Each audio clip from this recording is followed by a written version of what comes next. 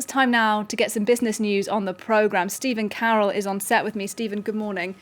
You're going to be starting us off with news from here in France, where the government is pouring cold water on this potential takeover of the supermarket chain Carrefour. That's right. 2 ministers now have announced their opposition to Carrefour being bought by the Canadian convenience store giant Couche-Tard. The two companies announced that they're in preliminary talks over a takeover, but France's finance and labour ministers have said that they're against such a deal. Bruno Le Maire telling France 5 television that France's food sovereignty was at stake and that he was not in favour of the idea that Carrefour could be bought by a foreign competitor. Now, his opinion is particularly important here because his ministry must sign off on any deal which affects the distribution of food in France. Now, staying in France, Stephen, the French car maker Renault has unveiled its new strategic plan for the year as sales have slumped given the pandemic. Yeah, that's right. Sales down 20% last year. So a big challenge for Renault. Its new plan will see the company focus more on profitable models rather than on the quantity of cars they're producing. It's also extending a cost-cutting plan announced last May with an objective of reducing costs by €3 billion by 2025. Renault is slashing the production of vehicles with petrol or diesel engines in favour of more electric cars. Now, one of the challenges facing car makers all over the world is bringing down the cost of those vehicles for consumers, as Georgina Robertson now reports. Quieter and cleaner. Could this luxury become more affordable? That is the hope for cars like this Fiat, which costs €19,000 with French government subsidies. L'objectif est effectivement de populariser, démocratiser l'accès aux véhicules 100% électriques à l'ensemble des utilisateurs français. Bringing down the cost is now the key goal for car makers.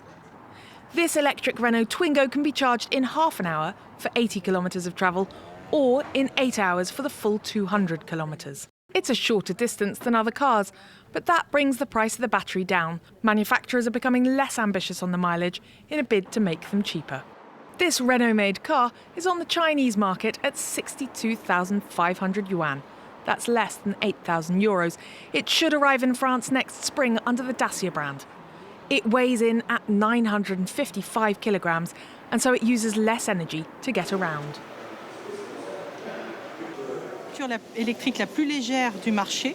Donc là, on va chercher les grammes partout. Une seule pièce pour faire le panneau de porte et une seule opération d'assemblage. C'est comme ça aussi que l'on gagne en poids, mais aussi en coût. Drivers in France can get up to €12,000 in government subsidies for switching to an electric vehicle, something manufacturers like Renault are seeking to cash in on. In May, French President Emmanuel Macron unveiled an €8 billion rescue plan for the struggling motor industry, including additional subsidies for electric vehicles in a bid to make France a leader in the clean and green car market. Another major French car maker, PSA, has also reported a slump in sales in 2020. The French group, which owns the brands Peugeot and Citroën, among others, saw its sales fall by almost 28% last year. The biggest plunge was in China, where sales were down by over 50%.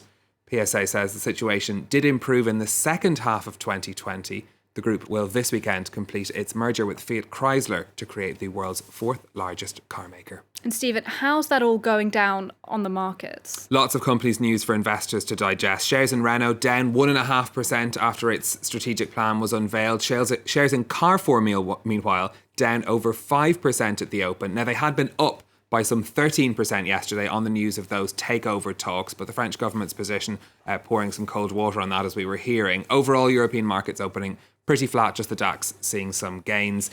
In Asia, news that the US would not be blacklisting tech giants Alibaba, Tencent and Baidu helped to boost their shares in Hong Kong. Shares in Alibaba and Tencent up around 5%. On the markets more generally, we can see gains in Tokyo, Hong Kong and on the Kospi in Seoul. All right, Stephen, finally from you, there's been a call for people working from home to be given more rights. This is a new report from the International Labour Organization looking at the issue of working in the home. Now, even before the pandemic, the ILO says that home workers counted for 8% of the global workforce, or around 260 million people. It estimates that figure has now doubled.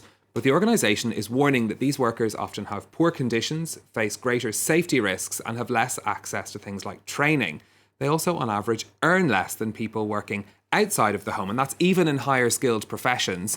In Argentina, India and Mexico can be up to 50% less. In the US, 22% less. And in the UK, it's 13% less. We have to remember here, we're not just talking about people who are taking their laptop computers and working at home. This is people who are manufacturing in the home, cottage industry, and a whole range of professions. But that pay disparity existing all across those. Yeah, really interesting report, Stephen. Thank you very much indeed. Stephen Carroll there with our business update on